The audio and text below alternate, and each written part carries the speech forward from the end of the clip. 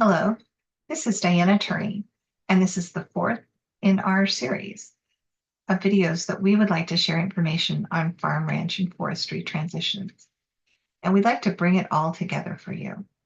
Here are some steps just as reminders in getting started. Initially, well, it requires commitment, and then follow through all the way to the point that you have completed your transition. And this includes allowing time to do the steps and being open to having some help. You also need to be resilient, and sometimes adjustments are just necessary in the plan. Things happen, there are changes outside our control, but we can still respond to them and in many times resolve the issue because of the change, whether it's taxes or people or other resources. They just change. And remember, you're able to do this, and you have so many people at your disposal to help you if you will reach out. So we hope you'll get started. And let's continue our review of some things to help you get this going. First, you're going to think about all your resources. I mean, really think about them. There's a lot more than you may realize. And compile information. We've spent some time on that. The asset listing and key information that you and your core team and heirs need to know. Also, there are other elements that we've discussed, and you have the resources to do that. Once you go through that process, you are ready to select your transition team. These are the folks that are going to help you get it to the finish line and be able to complete your transition. You do not have to do this alone, but it does require time. So first of all, dare to dream. Define what you want. What do you see ahead in the future? What is success in your transition? Don't be afraid, literally, to dare to dream. And then your timeline. Setting a timeline, whether it's 3 years, 5 years, longer or less, you need to define that so that you can make sure you have the necessary steps and people in place to help you get there. And finally, creating expectations. These need to be clearly voiced to your transition team and others so that as you're working towards it, people realize that that's the resources that you're looking to develop. You have asset values. There is key information and accountabilities. What are all your assets? Personal assets? What is the fair market value of all your assets and where are they? Both now and in the future. I find sometimes you have a broader dream beyond just your farm and what you'd like to do in your next chapter. You'll need to gather operational and financial information, and there's time to do that. Your calendar is a great way to record all of that.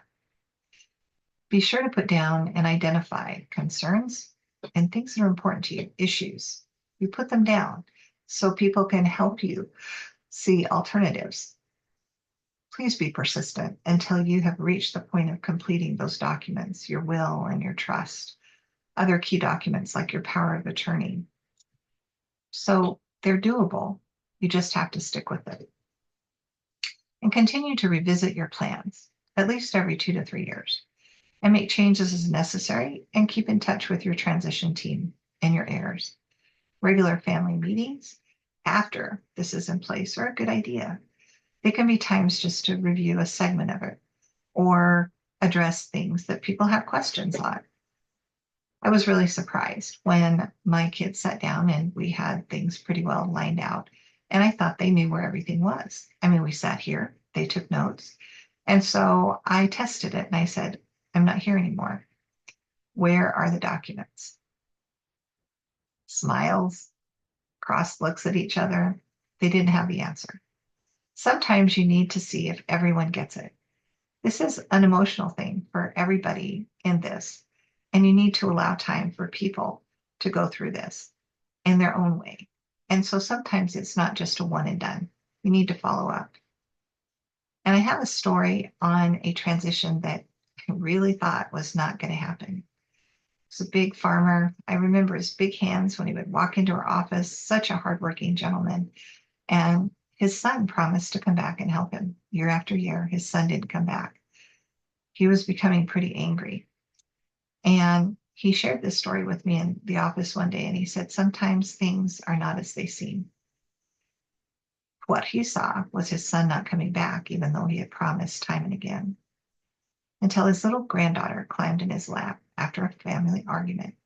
They had come over for dinner at his parents' house, but mom wasn't with them. Anyway, things kind of exploded, and the son walked out.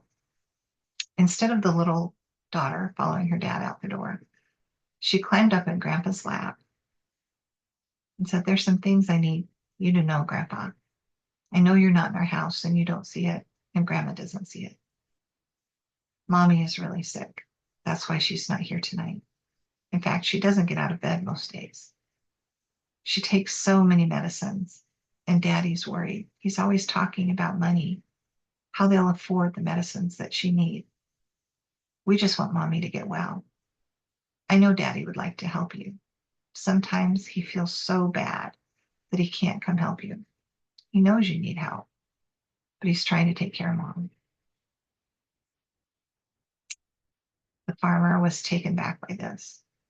Didn't hardly know what to say. He had no idea. After he hugged his granddaughter and put her down, he walked outside and finally had the conversation that he and his son should have had long ago. Why wasn't he coming back? Ultimately, the decision was made to use some of the farm assets to get the treatments so the young mother could overcome cancer, which I'm pleased to report 3 years ago, she made that journey over into no longer having cancer. She is cancer-free. And now the farm transition has begun. The son is out helping the dad, and that little granddaughter, now she's turning into quite the preteen, and she is helping as part of it. And she's so glad to be on the farm. She decided to help them get started talking. I'm hoping that these videos help you get started talking and looking at the things that are necessary to make your transition happy and productive, and what your goal of success is. Please take the time to do the documents that we've shared, the Dare to Dream, finding out your net worth, taking time to interview and select the right team members to work with you. Not everybody works out the first time, and that's okay. You have the resources to get started, and there are a number of people eager to help you in this transition. Even if no one in your family is able to return, perhaps a farm manager is in your future. Also, I find great joy. There are 27 colleges in this state with thousands of young men and women that are eager to pursue agriculture as their future. They just need a chance, and maybe you are their chance. There are ways to get in touch with them, and the Soil and Water Conservation Districts will be able to give you ideas as well as others, but you have to get the conversation started and let your wishes be made known along with your concerns. It starts today. That is, if you draw a line in the sand and say, it is possible. Well, I'm an accountant. I am a farmer and rancher too. And it's in my blood since the time I was born.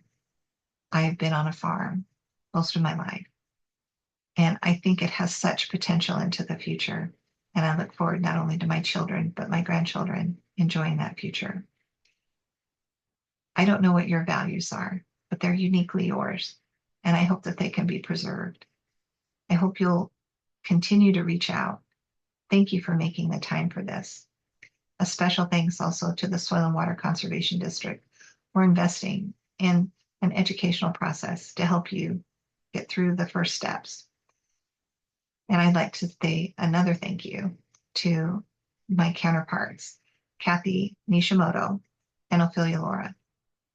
We're all farmers and ranchers, and we've seen transitions not only in our own family farms, but we're eager to help you look at.